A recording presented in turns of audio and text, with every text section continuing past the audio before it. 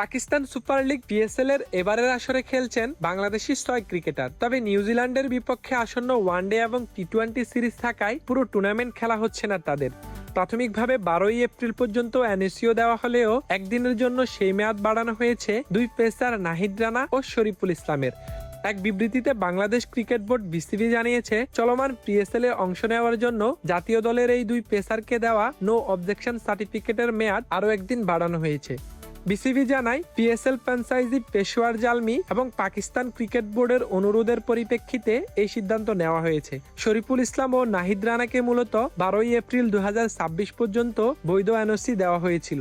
সংশোধিত সিদ্ধান্ত অনুযায়ী পেশোয়ার জালমির হয়ে 13 এপ্রিলের নির্ধারিত ম্যাচ খেলতে পাকিস্তানে থাকায় অনুমতি পেয়েছে তারা। আগামীকাল 13 এপ্রিল মুলতান সুলতানসের বিপক্ষে মাঠে নামবে এই দুই পেসার। এরপর নিউজিল্যান্ডের বিপক্ষে আসন্ন ওয়ানডে সিরিজের প্রস্তুতির জন্য 14 এপ্রিল দেশে ফিরবেন তারা। পিএসএল এর এবারের আসরে দল পাওয়া 6 বাংলাদেশি ক্রিকেটারদের মধ্যে মোস্তাফিজুর রহমান ও পারভেজ হোসেন ইমন খেলছেন লাহোর কলন্দার্সের হয়ে। তবে চোটের কারণে টুর্নামেন্ট থেকে ছিটকে গেছেন পারভেজ হোসেন ইমন। অন্যদিকে পেশোয়ার জালমির হয়ে সুযোগ পেয়েছেন নাহিদ রানা, শরীফুল ইসলাম ও তানজিন হাসান তামিম। তবে এখনো ম্যাচ খেলার সুযোগ হয়নি তানজিদের। আর রিশাদ হোসেন খেলছেন রাওয়ালপিন্ডি ভিত্তিক ফ্র্যাঞ্চাইজি দলে।